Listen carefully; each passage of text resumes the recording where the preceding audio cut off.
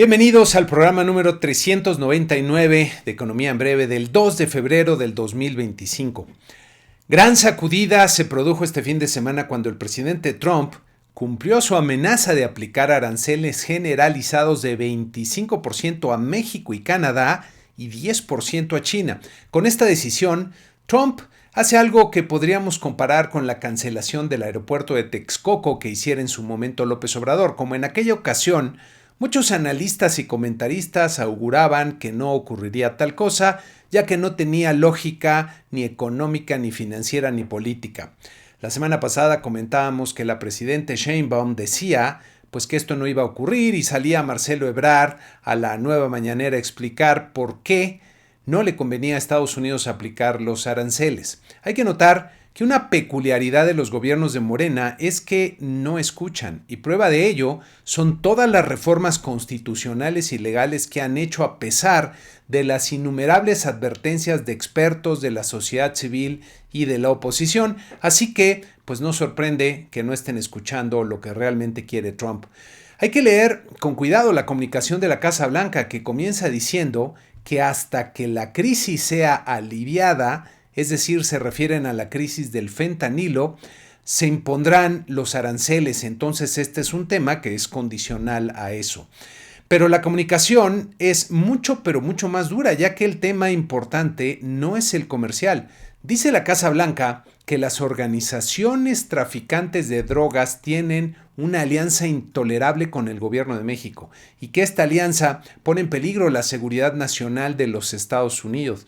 Vaya declaración. El tema comercial, que tendrá un impacto enorme sobre la economía, pues resulta que no es el más importante. La acusación que hace el presidente de los Estados Unidos es brutal y hay que recordar que están por designarse a los cárteles mexicanos considerados organizaciones terroristas. Tienen que definir cuáles de los cárteles caerán en esta definición. Pero si resulta que el gobierno es el que está aliado con estos cárteles, como acusa Trump, entonces las repercusiones financieras que tiene esta designación son mucho más grandes y peligrosas, ya que pues el gobierno de Estados Unidos tendría la facultad de confiscar activos, en este caso del gobierno mexicano. Esta misma semana el recién confirmado secretario de Defensa, Pete Hegseth, dijo que todas las opciones están sobre la mesa, lo que incluye la posibilidad de ataques militares a los cárteles en suelo mexicano. Esto también es importante y revelador, ya que requerirá de especial cautela e inteligencia por parte del gobierno mexicano. Por cierto, en el webinar de la semana pasada platiqué justamente de que había que entender mejor a Trump y que las circunstancias de esta nueva llegada al poder son muy diferentes. Ya habíamos visto en la semana pues el error verdaderamente estúpido que cometió el presidente Petro de Colombia al rechazar el ingreso de un vuelo con deportados colombianos y le dio a Trump la excusa perfecta para sacar su garrote de los aranceles acompañado de cancelación de visas oficiales del gobierno y otros temas, y Petro tuvo que recular rápidamente. Haría bien el gobierno mexicano en entender qué es exactamente lo que quiere Trump, y creo que va por el lado de llevar a la justicia estadounidense a las cabezas de los cárteles y probablemente algunos políticos mexicanos encumbrados que puedan tener nexos con el narcotráfico para el consumo de sus clientelas políticas. Y también podría el gobierno mexicano demostrar, diría fácilmente, las intenciones de cooperar más estrechamente con las fuerzas estadounidenses para el combate al flagelo del narcotráfico e inclusive hasta mejorar un poco la relación comercial a cambio de eso. La respuesta del gobierno de Sheinbaum hasta el momento pues ha sido más retórica que efectiva, y si pisa en falso se puede meter en grandes problemas y complicar el panorama para todo México. Para que se vayan dando una idea del tamaño del problema de los aranceles, estas gráficas pueden ver nuestro comercio con Estados Unidos, a los que les exportamos, estos son datos de enero a noviembre del año pasado, el 83% del total de nuestras ventas al exterior, y les importamos el 40% de lo que le compramos al extranjero. En 2023, las exportaciones mexicanas a Estados Unidos alcanzaron casi 500 mil millones de dólares y hasta noviembre del año pasado iban por arriba de los 450 mil millones de dólares. Y noten la forma en que han venido creciendo. Estados Unidos es por mucho nuestro principal mercado de exportación. Las importaciones provenientes de Estados Unidos que pueden ver aquí superan los 200 mil millones de dólares y también han venido creciendo. Si sumamos las exportaciones y las importaciones, tenemos nuestro comercio total con Estados Unidos que supera los 700 mil millones de dólares en los últimos 3 años. El problema que ve Trump, por lo menos para usarlo como pretexto, es que nuestra balanza comercial con Estados Unidos pues tiene un gran superávit cercano a los 250 mil millones de dólares. Como pueden ver, el tamaño de nuestro comercio con Estados Unidos es enorme, por lo que el impacto de los aranceles puede ser muy doloroso, ya que una parte será absorbido con un mayor tipo de cambio, lo cual podría haberse reflejado en la inflación, pero por otra parte implicará menos ventas al extranjero, menos empresas produciendo en México y menos empleos y menos crecimiento económico. En fin, ya veremos cómo se desenvuelven los acontecimientos y ya estaremos comentando al respecto, pero estamos en tiempos inéditos y difíciles. Hablando del crecimiento económico de México, pues no hay tal. Esta semana el INEGI publicó el avance de las cifras del Producto Interno Bruto del cuarto trimestre. Como ustedes saben, el PIB es la suma de todos los bienes y servicios que producimos en el país y su crecimiento es la estadística más importante para ver cómo va la economía. Pues como pueden ver aquí en el cuadro del INEGI, el PIB se contrajo 0.6% respecto al trimestre previo. En esta siguiente gráfica, también del INEGI, pueden ver que desde el tercer trimestre del 2021 no se había dado una contracción en la economía. Las actividades primarias que se refieren pues básicamente a agricultura, silvicultura y pesca se desplomaron 8.9% en el trimestre, afectadas entre otras cosas por eventos de clima extremo. Y en esta gráfica pueden ver que vienen en declive en estos 2 últimos años. La parte industrial de la economía también se contrajo de forma importante 1.2% en el trimestre y como pueden ver en la gráfica, se han estancado desde mediados del 2023 a la fecha. El sector servicios es el que ha mantenido el impulso más o menos constante hacia la economía, como ven en esta gráfica, aunque el resultado del cuarto trimestre fue bastante débil con 0.2% de aumento.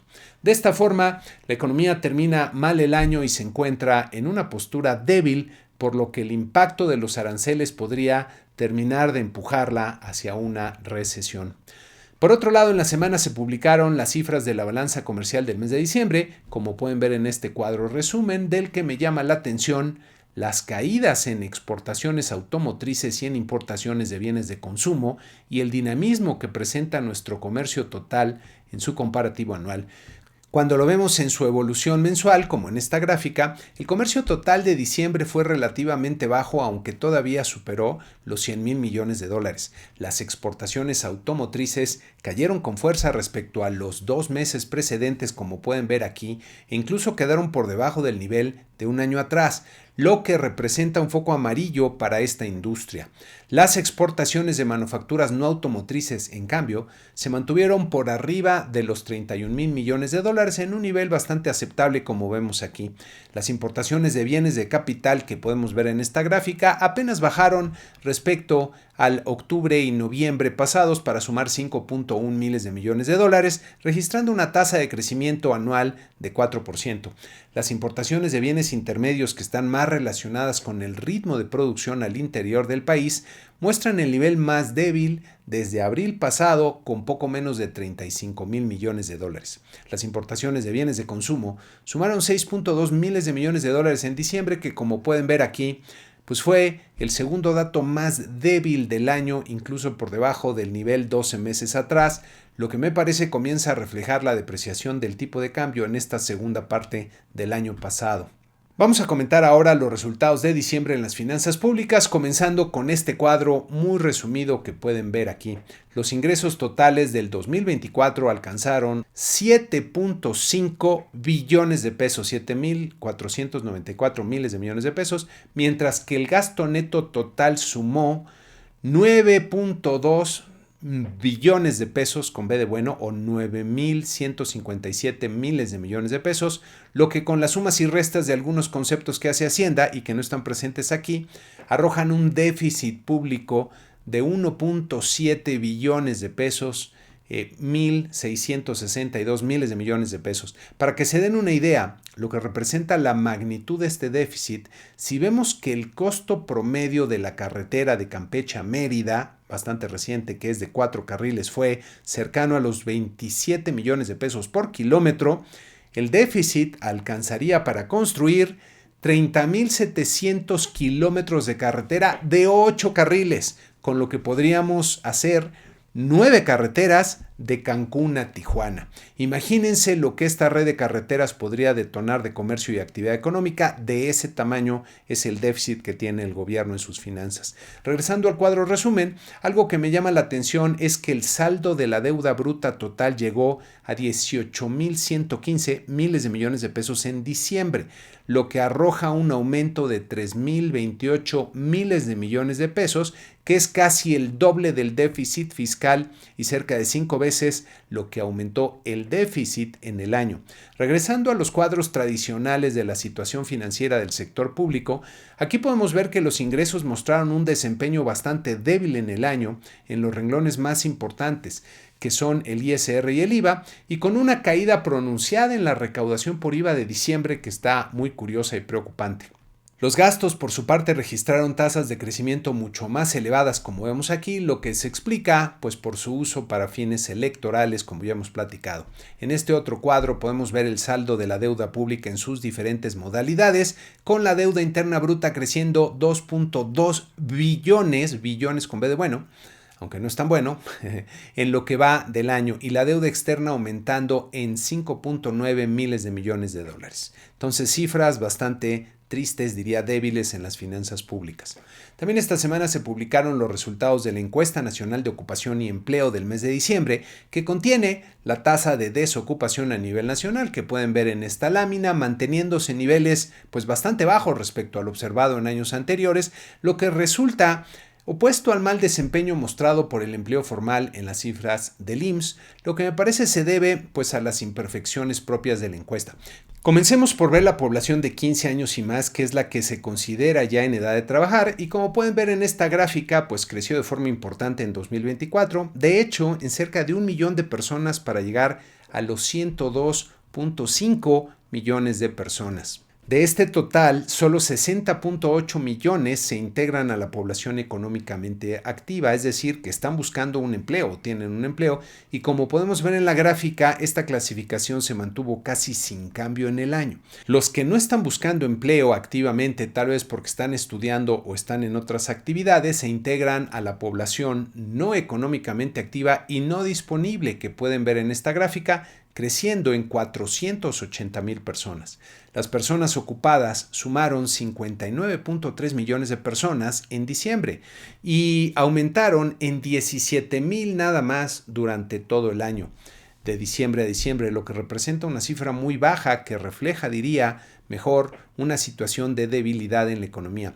La población desocupada sumó en diciembre 1,479,000 personas, que representa una cifra relativamente baja para el tamaño de la fuerza laboral. La población subocupada, que es la que está ocupada pero necesita trabajar más horas, va creciendo de forma importante, pero en diciembre se da un bajón inesperado, diría yo, como pueden ver aquí en la gráfica. Una posible explicación de todas estas cifras es que muchas personas simplemente se decepcionaron de buscar empleo, pero no encuentran lo que necesitan ante la debilidad de la economía y se salieron de la población económicamente activa. Me quedo con la impresión de que la situación del mercado laboral es más precaria de lo que reflejan las tasas de desocupación y que esta situación pues se va a complicar aún más con los aranceles de Trump. Esta semana también el gobierno presentó su plan para reordenar, o no sé cómo definirlo, a Pemex y CFE como empresas del pueblo de México que, pues bueno, buscan asegurar su condición de monopolios en el sector de energía y que tratan de abrir una ventana para la participación del sector privado. El plan, pues me parece otra pieza más de los problemas de México, ya que pues corresponde a una visión retrógrada, dogmática y vieja del papel del Estado, quienes en su sano juicio podrían invertir recursos propios para asociarse con un gobierno o una empresa bastante incompetente que decidirá la mayor parte de las acciones en el sector. No veo a las verdaderas empresas o inversionistas tomando este tipo de apuestas, pero sí a muchas partes relacionadas con el gobierno que harán negocio con los recursos que controla el propio gobierno, de una forma desde luego bastante turbia. Pero en fin, con tantos temas, la verdad es que no hay mucho más que comentar al respecto. En lo que me parece una buena noticia, para variar, que diría resulta inesperada, por lo menos para mí, se dio a conocer a Gabriel Cuadra como posible nuevo miembro de la Junta de Gobierno de Banco de México, posiblemente el nuevo subgobernador. Gabriel me parece un economista muy sólido, por cierto, del ITAM, con experiencia importante al interior de Banjico, así que espero que pueda hacer un muy buen papel como subgobernador. Mucha suerte en su ratificación y encargo. Pasando a los temas económicos de Estados Unidos, la Reserva Federal decidió mantener sin cambio su tasa de interés de referencia, tal como se esperaba en los mercados. En esta gráfica pueden ver la evolución de las tasas del Fed junto con el principal indicador de inflación que monitorean con cuidado y que ha dejado de descender en los meses recientes. El breve comunicado del Fed presentó un par de cambios bastante sustanciales. Cambiaron su apreciación sobre el mercado laboral, que ahora ven bajo condiciones sólidas, y dos, retiraron la referencia al progreso que venía haciendo la inflación, es decir, que venía bajando. Me parece que con esta acción pues marcan el inicio de una pausa que podría durar varios meses, por lo menos unos 3, y para que continúe el descenso de las tasas tendrían primero que observar a la inflación descendiendo nuevamente a buen ritmo. Luego de los aranceles de Trump habrá que ver si la Reserva Federal pues dará una respuesta y si cambiará su estrategia, porque una de las consecuencias probables es un repunte en la inflación de Estados Unidos. En datos económicos se publicaron las cifras del Producto Interno Bruto del cuarto trimestre, que pueden ver en este cuadro resumen, en el que se observa pues una gran fortaleza del consumo personal, especialmente en bienes durables, mientras que la inversión pues presentó caídas importantes y el comercio exterior presentó caídas marginales. Por otro lado, el ingreso personal creció con fuerza 0.4% en diciembre, en línea con lo que estaban previendo los mercados y como podemos ver aquí, se mantiene en una franca expansión. El consumo personal sorprendió con un sólido repunte de 0.7% en diciembre, incluso por arriba del 0.5% que ya era fuerte y que se anticipaba, acelerando un poco más su ya de por sí fuerte tendencia ascendente, como pueden ver aquí. Si vemos el consumo como proporción del ingreso, con los resultados de diciembre se alcanzó pues un nuevo pico en este ciclo hacia niveles que no se veían desde el 2014, como tenemos aquí en la gráfica. El consumidor estadounidense sigue gastando a manos llenas, lo que está pues ayudando a impulsar a su economía. En el mismo reporte se incluye el índice de precios del gasto personal en consumo que excluye alimentos y energía, el llamado PCE Core, que es el principal indicador de inflación para la Reserva Federal y que en esta gráfica pueden ver en sus variaciones mensuales con un resultado de 0.16% en diciembre, que está muy alineado con los niveles que serían compatibles con la meta de inflación y con lo que se observaba previo a la pandemia. Sin embargo, para que la Fed pueda continuar con su baja de tasas, este indicador debería mostrar varias lecturas consecutivas en niveles cercanos a los actuales. Ya veremos si lo logra. Si vemos la evolución de este indicador a tasa anual, podemos notar que no solo se ha estancado en los últimos meses, sino que incluso ha rebotado un poquito, lo que representa un foco amarillo para la Fed. Pasando a los mercados, esta semana presentaron un desempeño que desde luego no descontaba la aplicación de los aranceles de Trump, que diría que a más de uno agarraron por sorpresa. Los mercados accionarios mostraron comportamientos variados, pero prevalecieron las ganancias en los 10 índices que seguimos y su promedio aumentó 0.4% en la semana. En esta ocasión, la columna del acumulado en el año coincide con lo ocurrido en el mes de enero, que fue bastante positivo con una ganancia de 4.3% en el promedio de los 10 índices. La Bolsa Mexicana de Valores presentó una caída modesta de 0.3% que, como ven en la gráfica, se generó con la fuerte caída del viernes, para terminar en las 51.210 unidades. En esta siguiente gráfica podemos ver el desempeño de la bolsa en los últimos 2 años y por lo pronto pues se ve muy probable regresar a los 48,000 puntos después de los aranceles que se ven como el mínimo en este periodo. Nuestro tipo de cambio se movió en un rango bastante acotado durante la semana, como ven aquí, terminando en los 20.60 pesos por dólar. En esta gráfica de los últimos 4 años podemos ver los niveles en los que ha fluctuado nuestro tipo de cambio y me parece muy probable que esta semana pues lo veremos por arriba de los 21 pesos y cercano a los 22. Desde luego, esto dependerá de lo que pase en las próximas horas en las que el gobierno mexicano pues debe estar trabajando para negociar algo que detenga la aplicación de los aranceles, ojalá y ya veremos. Pasando a los datos que tendremos esta semana que inicia, pues hay bastantes. En México comenzamos el martes con las remesas familiares de diciembre, con los resultados de la encuesta Banjico de expectativas y el indicador IMEF. El miércoles, la inversión fija bruta, el consumo privado interior del mes de noviembre y la encuesta de Citi de expectativas. El jueves tendremos la decisión de política monetaria de Banco de México, que está muy interesante, sobre todo después de los aranceles, como que el banco parecía muy apuntado hacia una baja de 50 puntos base y sobre todo luego de los malos datos del PIB, pero habrá que ver si se avientan a bajar 50 puntos con el tipo de cambio bajo presión, ya que podrían pues incrementar las presiones sobre el mercado cambiario. Va a ser muy interesante. Yo creo que sí van a bajar la tasa 50 puntos. Y quién sabe si sea lo correcto, pero me parece que es lo que van a hacer. También tendremos la inflación del mes de enero. En Estados Unidos tendremos los índices ISM y hacia el final de la semana el muy importante reporte de empleo con las cifras del mes de enero. Sin embargo, los mercados pues estarán muy atentos a lo que ocurra en torno a las tarifas, al Tratado de Libre Comercio, a todo esto que ha desatado Donald Trump. Seguramente habrá mucha inquietud y probablemente volatilidad. Para Misión Prosperidad les tengo pues una reflexión que espero les resulte muy útil sobre la importancia de las palabras. Los invito de verdad a reflexionar sobre el siguiente comentario para que puedan aprovecharlo mucho mejor.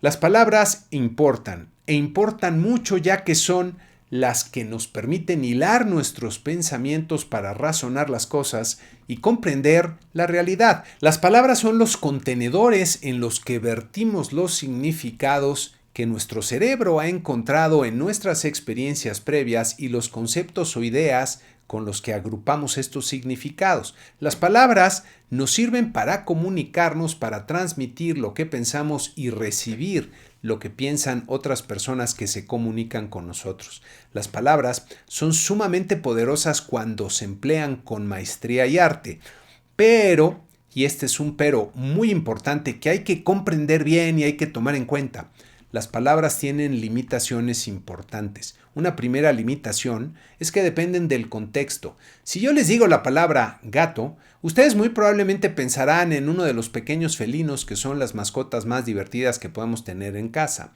Pero si yo les digo, se me ponchó una llanta y necesito un gato, entonces la palabra gato tiene un significado muy diferente, aludiendo a una de las herramientas que necesitamos para cambiar la llanta. Una segunda y más importante limitación que tienen las palabras es que su significado es determinado por las experiencias individuales previas de cada persona, y estas experiencias incluyen desde conocimientos hasta emociones. El problema que surge es que las palabras que utilizamos para expresar algo y las que escuchamos o leemos para recibir lo que alguien más quiere comunicarnos tienen por naturaleza diferentes significados para cada quien, lo que hace difícil que se dé una buena comunicación y un buen razonamiento de los problemas. Pongamos, por ejemplo, una palabra fuerte cargada de todo tipo de significados y emociones. La palabra capitalismo. Esta palabra produce un montón de reacciones y emociones entre las personas. Para algunas será algo así como la causa de todos los males de la humanidad o el sistema que facilita la opresión de las masas y que hay que combatir y erradicar y que es sinónimo de desigualdad y destrucción del medio ambiente. Déjenme plantearles otra definición. El capitalismo es un sistema de organización social en el que las personas pueden decidir libremente el uso que le dan a sus recursos, buscando producir algo que sea valioso para la sociedad de forma eficiente, lo que implica que obtienen más recursos de los que emplean mediante el intercambio libre y voluntario con otras personas. Decir que el país necesita más capitalismo causa mucho rechazo para personas que asocian significados como los primeros, pero pues causa aceptación entre las personas que asocien el segundo significado. Hoy en el mundo parece que enfrentamos una crisis de comunicación que hace difícil ponernos de acuerdo, porque a pesar de que usamos las mismas palabras, estamos hablando idiomas diferentes. Este problema se ve magnificado por toda la desinformación cuidadosamente diseñada y difundida por actores de todo tipo con intereses bastante oscuros, por decirlo menos. Tal parece que estamos en una situación de una nueva Torre de Babel, cuya historia vale la pena recordar. Hace mucho tiempo, después del diluvio universal, la humanidad era una sola y hablaba el mismo idioma. Unidos y organizados decidieron construir una torre tan alta que llegara hasta el mismo cielo como símbolo de su grandeza y poder. Dios, dice la historia, al ver su ambición desmedida pensó, si siguen así no habrá límites para lo que puedan hacer, algo que suena bastante positivo, pero bueno, Dios tenía otras ideas en esta historia, así que en lugar de destruir la torre, optó por un castigo más creativo, confundió su lenguaje, haciendo que cada grupo hablara un idioma diferente. Como ya no podían entenderse, la construcción se volvió un caos total, el proyecto fracasó y la gente se dispersó por toda la tierra. La gran habilidad que tenemos los seres humanos, que nos pone por encima de todas las criaturas de la tierra, es la de cooperar de formas complejas y avanzadas, pero para ello el lenguaje y las palabras son las que nos permiten ponernos de acuerdo. Para dividir entonces a las personas, nada como atacar los significados de las palabras. Para comprendernos mejor y encontrar las formas de cooperar que tanta falta nos hacen en estos tiempos, pues es una buena idea reconstruir el significado correcto de las palabras para saber que estamos hablando de lo mismo. Hoy más que nunca hace falta hacer un mayor esfuerzo para tratar de comprender mejor tanto lo que expresamos, pero sobre todo al escuchar, para restablecer la cooperación y encontrar las soluciones a los problemas que enfrenta la humanidad. Y con esto terminamos este programa número 399 de Economía en Breve. Muchas gracias y que tengan una excelente semana.